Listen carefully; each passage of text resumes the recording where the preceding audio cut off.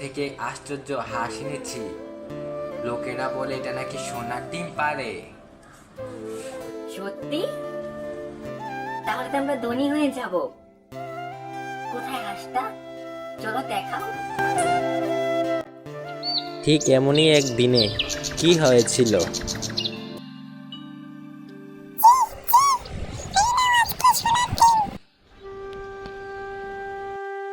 ওরে বাবা, সত্যি তো সোনার ডিম। ও মা, তার মানে আমার বর যেটা বলেছিল সেটা কি সত্যি? তাহলে আমরা বড়লোক হয়ে যাব। একটা ডিমে কি হবে? হাঁসটার পেটের ভেতরে মনে হয় নিশ্চয়ই অনেকগুলো ডিম আছে। একেবারে সব বের করে নেই। না না, হাঁসটা তো নিজের থেকে ডিম দিচ্ছে, মারলে তো মরে যাবে না। তোমার মতন গাদা লোকই গরিব থাকে। আমাকে দেও হাঁসটা।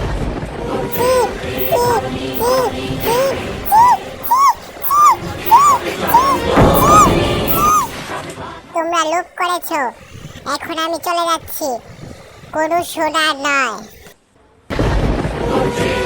ওমা, তাহলে সব শেষ। হাঁসটা উড়িয়ে গেল। লোভেই সব হারানোর কারণ হলো বউ। আমরা যা পেতাম তাতেই সুখী থাকতাম। অতিরিক্ত লোভ করলে যা আছে তাও হারিয়ে যায়। সুখ মানে শুধু সোনা নয়, শান্তি আর ধৈর্যই আসল ধন।